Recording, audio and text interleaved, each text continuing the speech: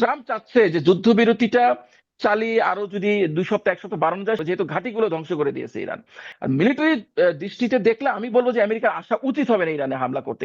দেখুন, যুদ্ধবিরতি যেটা হচ্ছে মানে চলছে, আমরা যেটা বলছি যে একটা যুদ্ধবিরতি চলছে, এটা কিন্তু যুদ্ধ পরিসমাপ্তি না, এটা হচ্ছে যুদ্ধের একটা বিরতি। সেটাও কিন্তু অস্থায়ী। তো আমি এর সাথে আরেকটা শব্দ যোগ করতে চাই, শুধু অস্থায়ী না, এটা কিন্তু একটা অনিশ্চিত যুদ্ধবিরতি। দেখুন, আমেরিকা এবং ইসরায়েলের সাথে যে কোনো যুদ্ধবিরতি কিন্তু আসলে অনিশ্চিত থাকে। আমরা এটা গাজাতে দেখেছি, আমরা এটা লেবাননে দেখেছি। ইরানও কিন্তু টু সাম এক্সটেন্ট এটা তারা দেখছি যে তারা ঠিক সরাসরি ইরানে হয়তো স্ট্রাইক করে নাই, কিন্তু তারা যে শর্তগুলো প্রথমে বলেছিল যে ঠিক আছে এই শর্তে আমরা রাজি আছি, আমরা একটা যুদ্ধবিরতি মানে করে ফেলছি, সেই শর্ত থেকে কিন্তু তারা সরে এসছে এবং পাকিস্তানে যাওয়ার পরে তারা কিন্তু নতুন সুর তুলেছে, নতুন কথা বলছে। সুতরাং এটাও কিন্তু একটা অনিশ্চিত ব্যাপার। আমেরিকা দ্বিতীয়বার বসতে চাচ্ছে। পাকিস্তানের সেনাপ্রধান আসলো ইরানে। যেটা শোনা গিয়েছে যে তিনি আহ, মানে দুইটা ইস্যু তার ছিল। একটা হচ্ছে হরমুজটা খুলে দেওয়া যায় কিনা, এটা তিনি ইরানকে রিকোয়েস্ট করেছেন। পাশাপাশি আহ, যুদ্ধবিরতি হয়তো বাড়াতেও চাচ্ছে আমেরিকা, মানে 2 সপ্তাহ যুদ্ধবিরতির পরে হয়তো আরো 2 সপ্তাহ, এরকম একটা কিছু শোনা যাচ্ছে। এখন বিষয়গুলো তো কনফিডেন্সিয়াল, পুরোটা আসলে তো আসে না, এবং তারা তো আসলে অফিসিয়াল বিবৃতিতে এগুলো বলেন না। যৌথ কোনো সংবাদ সম্মেলন করে কিংবা এই জাতীয় কোনো প্রেস কনফারেন্সে তারা এই জিনিসগুলো তো বলেন না, যেটা একটা কনফিডেন্সিয়াল ব্যাপার, এখন যুদ্ধ পরিস্থিতি চলছে। কিন্তু মোটামুটি বোঝা গেছে যে এই জিনিস একটা পুনরায় নতুন করে আবার 2 সপ্তাহ বাড়ানো যায় কিনা, এরকম একটা তোড়জোড় আমেরিকার কাছ থেকে আসছে এবং পাকিস্তানকে দিয়ে আমেরিকা একটু পার্সু করানোর চেষ্টা করছে। তবে এখন পর্যন্ত ইরান এইটা মানে নতুন করে যুদ্ধবিরতি বাড়ানোর পক্ষে ইরান এখনো মত দেয়নি বা ইচ্ছা প্রকাশ করেনি। পাশাপাশি নতুন করে দ্বিতীয়বার যে বসা, সেটাও কিন্তু তোড়জোড় চলছে যে আবার মানে 22শে এপ্রিলের আগ পর্যন্ত আবার নতুন করে আরেকবার বসানোর ব্যবস্থা করা যায় কিনা। তো এখন পর্যন্ত ইরান কিন্তু এটাকে পুরোপুরি এগ্রি করে নাই যে তারা আবার বসবে, তবে চেষ্টা করছে, পাকিস্তানও পার্সু করছে।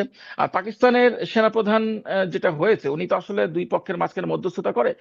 আর আমেরিকার কথা কিন্তু উনি শোনে, মানে আপনি খেয়াল করবেন যে যখনই এর আগের বার 12 দিনের যুদ্ধের সময় ট্রাম্প কিন্তু তাকে ফোন করলো, তিনি কিন্তু চলে গেলেন সরাসরি ওয়াশিংটনে। এটা কিন্তু কোনো প্রোটোকলে করা যায় না, মানে আপনি একটা দেশের সেনাপ্রধানকে আরেকটা দেশের রাষ্ট্রপ্রধানরা আরেকটা দেশের কাউন্টার পার্টের সাথে কথা বলবে। সেনাপ্রধানের সাথে যদি সেনাপ্রধানকে তার দেশে ইনভাইট করতে হয়, সেক্ষেত্রে অনেক রকম প্রসেস আছে, অনেক রকম প্রোটোকল আছে, সেক্ষেত্রে অনুমতি লাগবে, তার ডিফেন্স মিনিস্টার লেভেলে সেটা কথা হবে, তারপর এটা হবে, কোনো এজেন্ডা নিয়ে তাকে যেতে হবে। ট্রাম্প কিন্তু ফোন করে, আসিম মুনির কিন্তু চলে যায় আমেরিকাতে। মানে পাকিস্তানের আর্মি এবং সরকারের মধ্যে কিন্তু এই বিষয়টা আছে, মানে সরকার যেটা চায় অনেক সময় আর্মি নিজেও কিন্তু একটা প্লে রোল করে। এবং পাকিস্তানে এই বিষয়টা অহরহ আমরা দেখি যে এরকম একটা বিষয় আছে। ইমরান খানের সরকারকে কিন্তু আর্মিরা সরিয়ে দিল। তো এখানেও আমেরিকার একটা বিষয় ছিল। তো আসিম মনির চাচ্ছে আমেরিকার পক্ষ থেকে, হয়তো তিনি একটু চাচ্ছেন যে আহ, আমেরিকার ট্রাম্পের প্রেসারে কিংবা ট্রাম্পের অনুরোধে যেভাবেই হোক সেভাবে ইরানকে একটু করে। ওয়েস্টার্ন মিডিয়াগুলোতে কিন্তু যখন এই সিজফায়ারটা হয়, তখন কিন্তু একটা আহ, উম, শিরোনাম খুব ভেসেছিল, মানে সব জায়গায় এটা সোশ্যাল নেটওয়ার্কেও এসছে, অনেক জায়গায় এটা ছড়িয়েছিল। সেটা হচ্ছে যে এভাবে, মানে বাংলা যদি করি, যে ট্রাম্প একটা সিজ ফায়ারের জন্য বিশ্ব নেতাদের কাছে কুকুরের মতো কাকুতি মিনতি করেছে, একদম এই শব্দটা এসছে, লাইক এ ডগ, এইভাবে কিন্তু এসছে যে কুকুরের মতো। এটা ওয়েস্টার্ন মিডিয়া গুলোই এইভাবে রিপোর্ট করেছে, বড় বড় এইগুলোতে শিরোনাম এসছে, এবং এটা সোশ্যাল নেটওয়ার্কে এভাবে ছড়িয়েছে।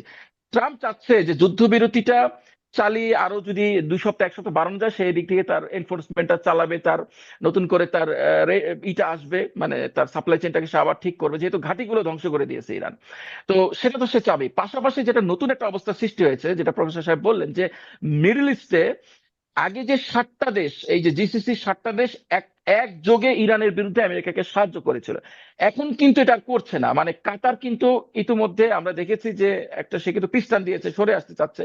কাতার বুঝতে পেরেছে যে তাদের ব্যবসা কিচ্ছু থাকবে না যদি ইরানের সাথে এই যুদ্ধে তাদের ভূমি ব্যবহার হয়, তাদের আকাশ সীমা, তাদের নৌসীমা আগের মতো ব্যবহার হয়। ইরান তো সবকিছু ধ্বংস করে নাই, তখন কিন্তু সবকিছু ধ্বংস করে দিবে। এবং এই দেশগুলোর কিন্তু ইন্ডাস্ট্রি বলতেই আছে কিছু তেল আর গ্যাস, এগুলো ছাড়া তাদের কিন্তু আর কোনো। এবং ইরান দেখেন, মানে 40 ঘন্টার মধ্যে, মানে যেটা 2 দিনেরও কম সময়ের মধ্যে ইরান কিন্তু তার যে রেলওয়ের যে সেতু, সেটা যেটা ধ্বংস করে দিয়েছিল সেটা কিন্তু ইরান আবার পুনর্নির্মাণ করে ফেলেছে, এবং সেটার উপর যে ট্রেন গিয়েছে ওই সেতুটা মানে পুনর্নির্মাণকৃত সেতুর উপর দিয়ে যখন ট্রেনটা যাচ্ছিল, ট্রেনের সমস্ত যারা যাত্রীরা তারা স্লোগান দিচ্ছিল আমেরিকার বিরুদ্ধে। এই ভিডিওটা অনেক ভাইরাল হয়েছে সারা ইয়েতে, পুরো ইরানে তো এটা সব জায়গায় দেখিয়েছে যে জনগণ এইভাবে 40 ঘন্টার মধ্যে ইরান কিন্তু এই সেতু পুনর্নির্মাণ করেছে। কিন্তু আরবরা কিন্তু এটা পারবে না, কারণ আরবদের ক্যাপাবিলিটি নেই। আরবরা কিন্তু মানে তারা যেটা করে সেটা হচ্ছে যে খাওয়া দাওয়া ঘুমাও টাইপের, এটা সবাই জানে। তারা কিন্তু শুধু মানে বিভিন্ন দেশ থেকে শ্রমিক ভাড়া করে নিয়ে যে আরামায়েশ করো, এই করো সেই করো, তারা নির্দেশ এইগুলো করে কিন্তু একটা দেশকে সে টিকাইতে পারবে না। সে 5 বছরের জন্য তার এলএনজি প্রোডাকশন একটা বড় অংশ কিন্তু কাতার হারিয়েছে। তো এই যে একটা অবস্থা, আরামকোতে একবার ইয়েমেনের সাথে যুদ্ধে শেষের দিকে কিন্তু আরামকোতে স্ট্রাইক হয়েছিল, 8 বছরের যে ইয়েমেনের সাথে যুদ্ধ সৌদি জোটে, সেখানেও কিন্তু দেখা গিয়েছে যে পুরো মানে তার কিন্তু প্রোডাকশন পুরো কলাপস হয়ে গিয়েছিল বেশ অনেক দিনের জন্য। তো এইটা যদি চলতে থাকে, তো অলরেডি সৌদি আরব, কাতার, এই দেশগুলো কিন্তু ই করছে না, মানে সে কিন্তু তারা কিন্তু আগের মতো আর মানে হেল্প আমেরিকাকে করবে বলে মনে হচ্ছে না যদি আমেরিকা দ্বিতীয় স্ট্রাইকে যায়। তবে আসলে এগুলো তো আমাদের প্রেডিকশন বা মিলিটারি সেন্স থেকে যদি কেউ এইগুলো করে, মানে অ্যাসেসমেন্ট গুলো করে, ওয়ার অ্যাসেসমেন্ট, সেক্ষেত্রে তো সে বলবে যে এখানে দ্বিতীয়বার আমেরিকা যাওয়া উচিত না। ইরানের অ্যাটলিস্ট ইরানের সাথে যুদ্ধে সে যেভাবে ফেস করেছে, যে তার আহ, যেটা আমাদের ফরিদ সাহেব বললেন যে আমেরিকার সমস্ত যে তার যে এয়ার সুপিরিয়রিটি সারা পৃথিবীতে, এটা কিন্তু এখন আর নাই। সেই যে ডিটারেন্স ছিল এয়ার সুপিরিয়রিটি আমেরিকার F-15, আমি এর আগেও বলেছি যে F-15 এখন পর্যন্ত ফেলে দেওয়ার, ভূপাতিত করার কারো রেকর্ড ছিল, ওটা ইরান করলো প্রথম। F-15 কিন্তু মানে 2টা পাইলট থাকে, এটা মানে হিউজ প্লেন। আমরা অনেক সময় F-35 যেহেতু নতুন, এটা আমরা অনেক করি, কিন্তু F-22 Raptor, F-15 strike eagle, এগুলো কিন্তু আমেরিকার মানে বিদেশে বিক্রি করে, F-35 সে বিদেশে বিক্রি করে। তো এইগুলো কিন্তু ইরান ফেলে দিচ্ছে, সুতরাং ওই বিষয়টা কিন্তু তার আর নাই। সুতরাং এই আরব দেশগুলো ওই সাহসটা দ্বিতীয়বার করবে কিনা এটা একটা কথা। আর মিলিটারি দৃষ্টিতে দেখলে আমি বলবো যে আমেরিকার আসা উচিত হবে না ইরানে হামলা করতে। কিন্তু একটা জিনিস আমাদের মাথায় রাখতে হবে যে আমেরিকার মানে নেতৃত্বে কিন্তু একজন বদ্ধ উন্মাদ রয়েছে এই মুহূর্তে।